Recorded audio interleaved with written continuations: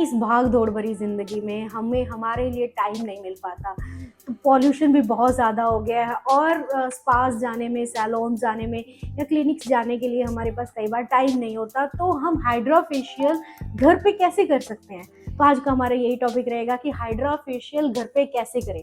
इसके बहुत सारे स्टेप्स हैं, मैं आपको स्टेप वाइज बताऊंगी कि सबसे पहले आपको क्लीनिंग करना है, उसके बाद एक्सफोलिएशन करना है, फिर आपको मसाज देनी है, सीरम को इंडल्ज करना है और भी बहुत सारे स्टेप्स हैं। तो हम बात करते हैं हाइड्रा फेशियल घर पे कैसे करें।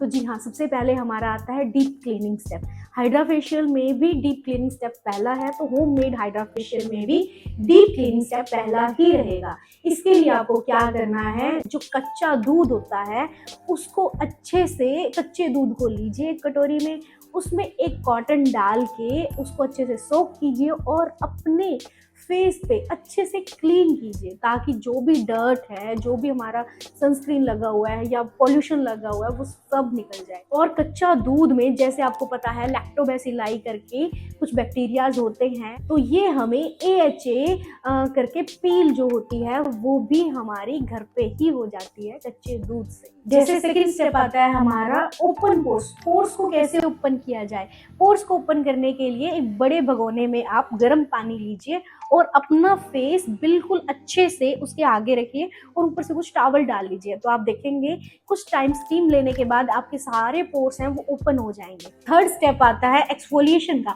एक्सफोलिएशन कैसे किया जाए? एक्सफोलिएशन के लिए आप दो टाइप, अगर आपकी बहुत ज़्यादा सेंसिटिव स्किन है तो आप ओट्स का पाउडर ले सकते हैं, उसमें थोड़ा सा गुलाब जल डालिए और बहुत ही माइल्ड एक्सफोलिएशन कीजिए। अगर आपकी स्किन नॉर्मल टू ड्राई है तो आप राइस फ्लोर, उसमें थोड़ा सा एलोवेरा जेल करके अच्छे से मिक्स करके अपना एक्सफोलिएशन कर सकते हैं। और एक्सफोलिएशन टूल की हेल्प से बहुत ही जेंटल उनको प्रेस कर करके आराम से आप अपने जो पोर्स हैं, जो उसमें डर्ट है, ब्लैक हेड्स है, वाइट हेड्स है, वो निकाल लीजिए। ओनली नोज और चिन एरिया पे आप जेंटल एक्सट्रैक्शन कर सकते हैं, जो हमारे कील निकालने के लिए जो टूल होता है उससे आराम आराम से। अगर आप बहुत ज़्यादा, आपको इसकी प्रैक्टिस नहीं है तो आप इसको स्किप भी कर सकते हैं। फिफ्थ हमारा स्टेप आता है हाइड्रेशन, जिसमें हम कुछ सीरम्स हैं उसको इंडल्ज करते हैं हमारी स्किन के अंदर। जैसे हाइलुरोनिक सीरम, हाइलुरोनिक एसिड ज़्यादातर सबके पास होता है सीरम्स के लिए, या फिर अगर आपके पास विटामिन C का सीरम है या हाइलुरोनिक सीरम है। अगर हाइलुरोनिक सीरम नहीं भी है तो एलोवेरा जेल में थोड़ा सा कोकोनट ऑयल डाल के अच्छे से एक आइस पैक बनाइए। आइस पैक कैसे बनाएंगे? कुछ आइस क्यूब्स लीजिए, उसको कॉटन के कपड़े में डालिए और अच्छे से पहले उस सीरम को अपने फेस पे लगा लीजिए और फिर जो हमने आइस पैक बनाया है उसको टैप टैप करके अपने फेस पे लगाइए, ताकि वो सारा जो स्किन जो सीरम है वो हमारे अंदर चला जाए।